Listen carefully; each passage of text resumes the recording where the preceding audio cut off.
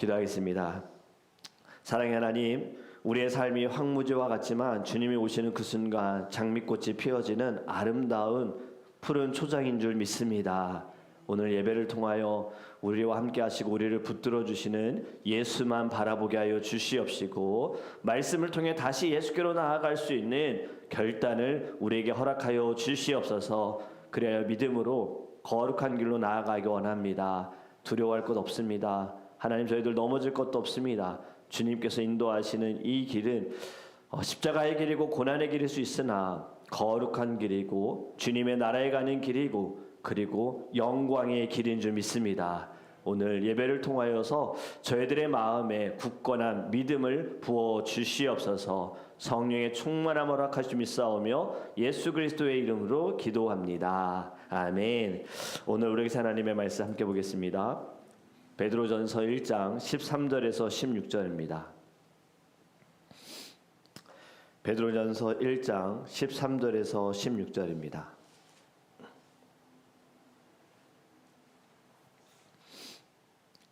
네, 우리 함께 읽겠습니다.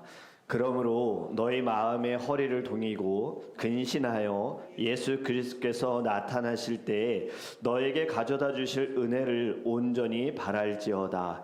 너희가 순종하는 자식처럼 전에 알지 못할 때에 따르던 너희 사욕을 본받지 말고 오직 너희를 부르신 거룩한 이처럼 너희도 모든 행실에 거룩한 자가 되라.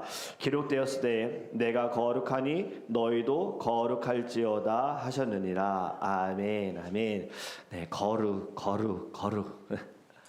여러분이 거룩이라는 단어를 들으시면 어떻습니까? 또 지금 거룩한 자로 살아라, 거룩한 자가 되어라 말씀하는데, 거룩이란 말을 들으면 어떻게 살아야 되나 한번 생각해 보셨습니까? 단어가 좀 딱딱하게 느껴질 수도 있습니다. 거룩. 정말 숨이 막힐 정도로 정확하게 지키는 어떤 학생이 생각날 수도 있고, 신앙인으로서 장난도 칠 수 없고 늘 진중하고 무게가 있고 농담도 할 수 없는 그것이 거룩인 것 같고, 무언가 실수해서도 안 될 것 같고 잘못해서도 안 되는, 그럴 때에는 바로 아웃된다라는 이 거룩, 딱딱하고 뭔가 재미없는 삶인 것처럼 느껴져서 거룩, 성경에서 거룩하라고 하는데 아직 나는 아닌 것 같다, 아직 나는 부족하다, 조금 더 성숙해지면, 조금 더 여유가 생기면, 아직 거룩까지 신경 쓰기에 내 신앙은 약하다, 이렇게 우리가 생각할 수 있어요. 여러분, 어제 말씀드렸듯이 오늘 우리가 나누는 베드로전서, 베드로가 편지를 쓴 사람들은 거룩한 사람들에게 쓴 것도 아니고요, 신앙이 완성되고 믿음이 강한 사람들에게 쓴 것도 아닙니다. 현실이 지금 제일 어려운 사람들, 목숨을 걸고 믿음을 지켜야 하는 사람들, 상황과 형편이 참 어려운 사람들에게 베드로가 편지를 썼는데, 오늘은, 어제는 시험에 대해서 이야기를 하고 오늘은 대놓고 뭐라고 얘기하느냐, 거룩하라입니다. 그러므로 너희는 거룩한 자가 되라. 왜냐하면 이 말은요, 고난 속에서 우리가 반드시 붙잡아야 할 삶의 방향은 결국엔 거룩이다라는 겁니다. 오늘 우리가 불렀던 찬양처럼 거룩한 길을 가야 한다라는 거죠. 그래서 13절에 보면 너희 마음의 허리를 동이고 근신하여 예수 그리스도께서 나타나실 때에 너희에게 가져다 주실 은혜를 온전히 바랄지어다. 아멘. 거룩, 무언가 행동을 해야 된다라고 생각하지만 지금 13절의 말씀은 거룩한 행동을 해라가 아닙니다. 행함으로 보여지는 것이지만 무엇을 먼저 해야 하는가? 마음의 허리를 동여라. 제가 요즘 허리가 아파가지고 밴드를 요즘엔 안 하면서 힘들어요. 그래서 늘 밴드를 차고 있는데, 여러분, 허리가 중요하다는 걸 제가 다시 깨닫고 있어요. 허리에 대해서 성경에서는 늘 이야기를 합니다. 허리띠를 매라. 의의 허리띠를 매라. 그리고 마가복음 1장에서도 세례 요한이 복음을 전할 때에 낙타 털옷을 입고 허리띠를 동여맸다. 이 당시의 옷은 나눠져 있는 것이 아니라 긴 옷입니다. 남자들도 긴 옷을 입습니다.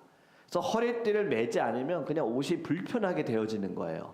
그래서 반드시 허리띠를 매야 하는데, 지금 마음의 허리를 동여라, 이 말이 무슨 말이냐면 생각을 정리하고 정신을 똑바로 차려라. 아무 생각 없이 그냥 살지 말아라. 거룩은 습관도 아니고 규칙도 아니다. 의식을 가지고 살아가는 것. 이것이 바로 거룩이다라고 말씀하고 있는 겁니다. 여러분, 아무 생각 없이 살면 안 된다. 왜 그럴까요? 아무 생각 없이 그냥 살게 되어지면 흘러가는 대로 나도 모르게 세상에 물들어갑니다. 그리고 세상의 일들이 진리다. 이것이 맞다라고 여길 수 있다라는 거예요. 죄와 싸우되 피 흘리기까지 싸우라는 말씀을 아실 거예요. 의식을 가지고 있으라는 거죠. 이것이 죄야? 죄라는 것을 알았으면 반드시 죄를 이기기 위하여서 피 흘리기까지 저항하여라. 오늘도 말씀합니다. 근신하라. 깨어 있어라. 거룩은 구별이라고 하잖아요. 구별됨을 위해서는 우리가 정신을 차리고 깨어서 살아가야 할 줄 믿습니다. 그리고 14절에도 이렇게 말합니다. 베드로는 분명히 말하는 것이 전처럼 살지 말아라예요. 전에 알지 못하던 때에 따르던 너희 사욕을 본받지 말아라. 전에 살았던 욕심대로, 개인적인 욕심대로, 정욕에 따른 대로, 감정대로, 네 삶 분위기대로 그렇게 살지 말아라. 정신 차리고 이제는 예수를 위해 살아라. 말씀대로 살아라. 기도하면서 분별하고 있어야 할 자리에 앉아 있어라. 지금 이것을 강조하고 있는 겁니다. 여러분, 거룩하기 위해서 우리는 자꾸 무언가를 행동해야 된다. 거룩을 위해서는 기도에만 열심히 해야 된다. 말씀만 봐야 된다. 이런 생각을 하는 거예요. 하지만 그것이 거룩이 아니다라고 지금 말씀하고 있어요. 거룩은 먼저 나의 생각이 온전함으로 하나님 중심이 되어서 모든 것을 하나님으로 구별하고 하나님으로 판단하는 것이 진정한 거룩인 줄 믿습니다. 그래서 15절과 16절에 너희도 모든 행실에 거룩한 자가 되라 기록되었으되 내가 거룩하니 너희도 거룩할지어다. 아멘. 하나님이 거룩하시니 하나님의 자녀들인 우리들도 마땅히 거룩해야 한다. 여러분, 거룩의 기준은요, 교회의 신앙의 수준이 아닙니다. 교회의 분위기에 따라서 달라지는 것이 아닙니다. 거룩은 내 감정, 내 성격도 아닙니다. 거룩은 지금 말씀하신 대로 나도 거룩하니 너희도 거룩하라. 이 이야기가 무슨 말이냐? 하나님의 형상을 회복하라라는 겁니다. 예수님을 닮아라. 거룩의 기준은 하나님이시다라는 거예요. 신앙생활 잘하는 사람이 거룩 아닙니다. 목회자도 거룩의 기준이 될 수 없습니다. 다 연약하고 다 부족하고 다 죄 가운데 살아가고 있고 죄와 싸우고 있어요. 그런데 이 모든 것 위에 계시는 우리를 만드시고 우리를 사랑하시는 하나님만이 우리의 거룩의 기준이 되는 줄 믿습니다. 그렇게 거룩함은 하나님의 성품을 닮아서 하나님의 마음을 깨달아 하나님이 원하시는 길로 가는 것이 거룩이다라는 거예요. 거룩이 구별이다라고 말씀을 드렸는데 분리와 그리고 이 격리, 외면과 혼동이 돼서는 안 됩니다. 많은 사람들은 나 혼자 있으면 거룩할 수 있다라고 생각을 해요. 그리고 세상과 아예 거리를 두면 세상과 단절되어지면 거룩할 것이다 라고 생각하지만 사실 그렇지도 않습니다. 어떻게 우리가 세상과 거리를 둘 수 있겠습니까? 우리는 세상에서 완전히 벗어날 수는 없습니다. 하나님께서 우리에게 원하시는 것도 세상에서 멀어져서 어디 기도원에 가서 기도만 하고 거기서 도 닦다가 나한테 와라 이것이 아니라 예수님도 우리에게 말씀하신 것이 너희는 세상의 빛이요 소금이다라고 말씀하셨어요. 결국에 우리는 하나님의 말씀을 받아 복음을 가졌고 믿음을 가진 상태에서 이 믿음 잘 지켜서 천국 가는 것이 목적이 아니라 이 믿음을 가지고 세상으로 나아가서 예수를 증거하는 것이 하나님의 뜻인 줄 믿습니다. 그것이 바로 거룩한 뜻을 따라 살아가는 거예요. 그래서 성경에서 말하는 거룩은요, 바로 이러한 의미가 있습니다. 다른 주인에게 속하지 말아라. 전에 너의 주인은 욕심이었고 인정받는 것이 너의 주인이었다면 진정한 주인은 하나님께 너의 시선을 돌려라. 여기에서 거룩이 시작되는 줄 믿습니다.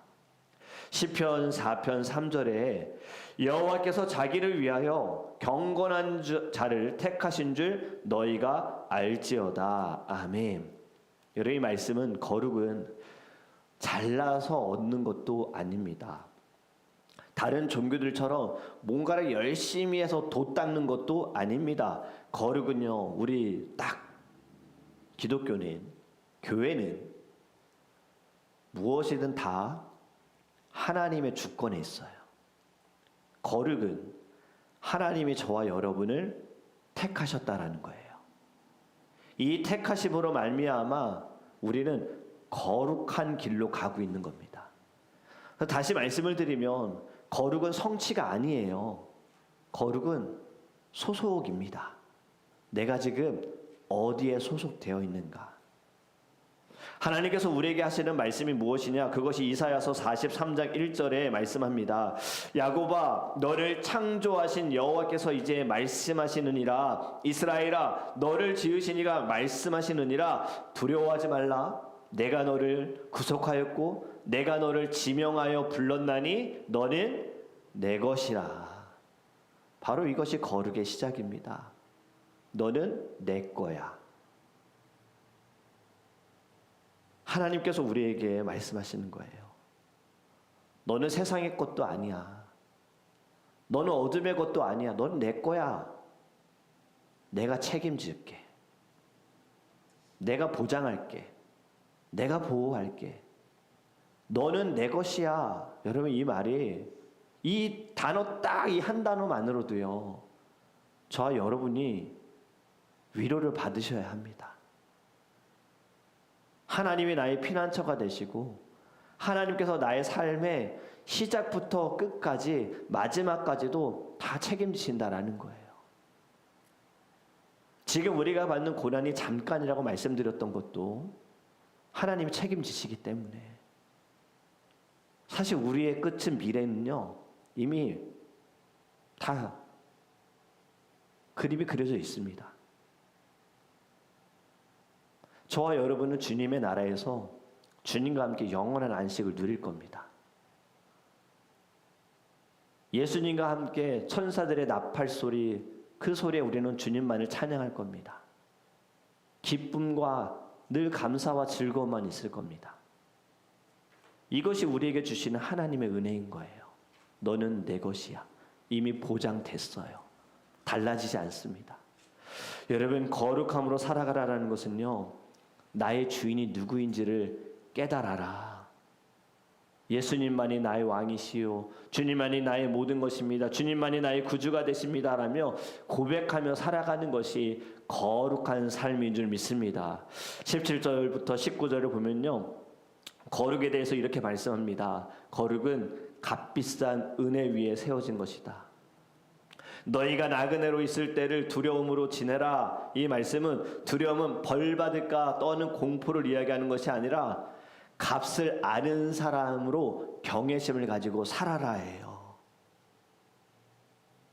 우리가요, 모든 것의 값을 알게 되어지면요, 좀 생각이 달라질 수 있어요. 물론 또 값이 또 이것이 싸다 여기면은 좀 우리는 가볍게 여깁니다.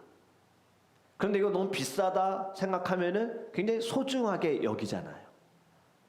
교회에 우리가 있는 물건들도 만약에 값으로 생각을 하게 되어지면 다 소중하게 여길 수밖에 없어요.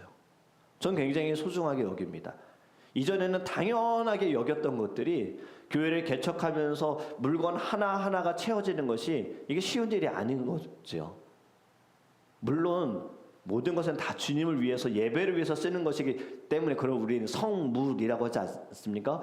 거룩한 물건, 주를 위해서 쓰임받는 물건이라고 해서 성물이라고 이야기를 하는데, 값으로 생각을 해도 굉장히 귀한 것들입니다. 근데 여기서 지금 말씀하고 있는 것이 무엇이냐면요, 값을 아는 사람은 경외한다, 두려운 마음을 가지고 선다. 어떤 값을 말할까요? 이렇게 말씀합니다. 너희가 알거니와 너희 조상이 물려준 헛된 행실에서 대속함을 받은 것은 은이나 금같이 없어질 것으로 된 것이 아니요 오직 흠없고 점없는 어린 양 같은 그리스도의 보배로운 피로 된 것이니라. 어떤 값을 이야기합니까? 핏값을 이야기합니다. 예수님의 핏값입니다. 여러분, 사람의 핏값도 가격을 매길 수가 있을까요? 물론 뭐 병원에서는 수혈을 하고 나면 다 값을 매기겠지만, 제가 말씀드리는 값은 지금 여러분의 피를 막 누군가에게 그냥 줄 수가 있을까요? 쉽지 않죠. 물론 헌혈이라는 것이 있는데, 지금 예수님이 흘리신 피는 그냥 단순한 헌혈입니까? 그냥 조금만 주는 겁니까? 지금 여기서 말씀하는 피값이 무엇인지 아시잖아요. 십자가에서 나를 위하여서 다 흘리셨어요. 모든 피를 다 흘리셨어요. 지금 그 피값 싸구렵니까? 그런데 우리는 너무 그냥 받았잖아요. 거저 받았잖아요. 거저 받으면 이걸 귀하게 여기지 않는 거예요. 아무리 비싼 물건도 그냥 내가 어떤 대가 없이 노력 없이 받게 되어지면요, 좀 하찮게 여기는 순간들이 있다라는 거예요. 여러분, 피값은 사랑입니다. 예수님이 우리를 위해서 흘리신 피값은요, 절대로 싸구려가 아닙니다. 정말 귀한 거예요. 그 이야기가 이 거룩함은 주님의 피값으로 우리가 받은 것이다라고 말씀하고 있어요. 여러분, 거룩과 은혜를 반대로 생각하는 사람들이 있습니다. 그런데 은혜는 결국에는 거룩으로 시작이 되어지는 거예요. 은혜를 알면 알수록요, 삶은요 더 진지해지고 진중해집니다. 왜냐하면 지금 나의 삶이 그냥 주어진 것이 아니다. 주님이 흘리신 핏값으로 얻은 삶이다. 생명이다. 이것을 깨닫게 되어지면 매일매일이 감사가 되어져요. 매일매일이. 우리 늘 기도하는 리엔 집사님께서는요, 이 새벽에 항상 일찍 일어나셔서 댓글을 먼저 다십니다. 제가 방송을 시작하기 전에 이미 댓글을 달아두세요. 오늘도 감사합니다. 주님 감사합니다. 할렐루야. 저는 그 글을 볼 때 예전에 저희 아버지가 아프셔서 병원에 입원해 계실 때 매일 저녁마다 함께 드렸던 가정 예배가 생각나요. 저녁마다 아버지께서 이렇게 고백하셨어요. 오늘도 살려주셔서 감사합니다. 여러분, 우리의 모든 삶은요, 예수님 대신하여 살아가는 삶입니다. 그렇기 때문에 매일이 우리는 감사함으로 살아가야 되는데, 오늘 말씀하시는 것이 이 감사, 거룩함으로 살아라요. 오늘만이라도 조금 구별되며 살면 안 되겠니? 어제는 세상에 물들어서 나도 모르게 세상의 기준으로 판단하면서 살았다며, 오늘은 좀 말씀을 들었으니까 이제는 말씀을 통해서 나를 한 번 더 생각하면 안 되겠니? 내 마음을, 내가 무엇을 원하는지 그것을 알게 되어질 때 오늘 조금 죄에서 멀어지게 될 줄 믿습니다. 어둠의 자리에서 벗어나게 될 줄 믿습니다. 사망의 그늘 아래에서 생명으로 변화되는 은혜로운 하루가 될 줄 믿습니다. 23절에 이렇게 말씀합니다. 너희가 거듭난 것은 썩어질 씨로 된 것이 아니요 썩지 아니할 씨로 된 것이니 살아있고 항상 있는 하나님의 말씀으로 되었느니라. 아멘. 여러분, 우리 안에 이 모든 씨는 살아있는 하나님의 말씀으로 썩지 아니하는 씨를 받은 것입니다. 그런데 중요한 것은 거룩, 나은 사람을 위한 것이 아니다라는 거예요. 하나님께서 우리를 거룩하게 하신 것, 새로운 생명으로 우리를 바꿔주시는 거예요. 이 새로운 생명은 결국에는요, 나만 살리는 것이 아니라 다른 사람까지 살리고자 하는 하나님의 은혜인 줄 믿습니다. 어제 우리 엘리 제사장에 대해서 함께 공부했지요. 여러분, 성전 거룩한 곳이었습니다. 그런데 엘리 제사장의 가정은 거룩하지 못했습니다. 예배는 거룩한 하나님께 드려지는 예배였습니다. 제사였습니다. 그런데 이 거룩을 무시한 그의 아들들 홈리와 비느하스, 하나님의 거룩한 곳을 더럽힌 이들, 결국에는 무너지게 되어졌잖아요. 진정한 거룩함을 가진 사람은요, 주님 앞에서 나만 온전히 설 것이 아니라 다른 이도 거룩할 수 있도록 하나님께 눈물로 기도할 줄 믿습니다. 어제 우리가 읽은 말씀에 엘리 제사장이 아들을 위해서 기도했다는 얘기 어느 곳에서 없었죠. 눈물을 흘리며 가슴을 치며 매달렸다는 얘기 없었어요. 그냥 알았고 딱 한마디만 아들들에게 그렇게 하지 말아라, 여기서 끝났다 그랬잖아요. 여러분, 우리가 정말 주님 앞에 간절히 기도하는 그 순간을 통하여서 하나님께서는 나를 살리기도 하시지만 우리의 기도를 들으시고 우리가 사랑하는 사람들까지 다 살아나게 하셔서 거룩한 길로 인도하여 주실 줄 믿습니다. 여러분, 거룩함 이제 바로 아셨으면 좋겠어요. 완벽하게 살라는 거 아닙니다. 이 세상에 누구도 완벽하게 살아갈 수 없습니다. 저분만큼 신앙생활 해야지, 저분만큼 믿음을 가지고 열심으로 살아야지.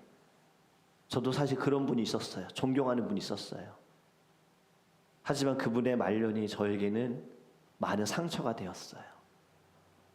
저렇게 자신의 시간도 다 버리고 무엇보다 늘 말씀을 우선으로 생각하면서 시간 날 때마다 책 보시고 성경 보시면서 기도하면서 성도들을 위해서 사셨는데 마지막에는 왜 말씀대로가 아닐까?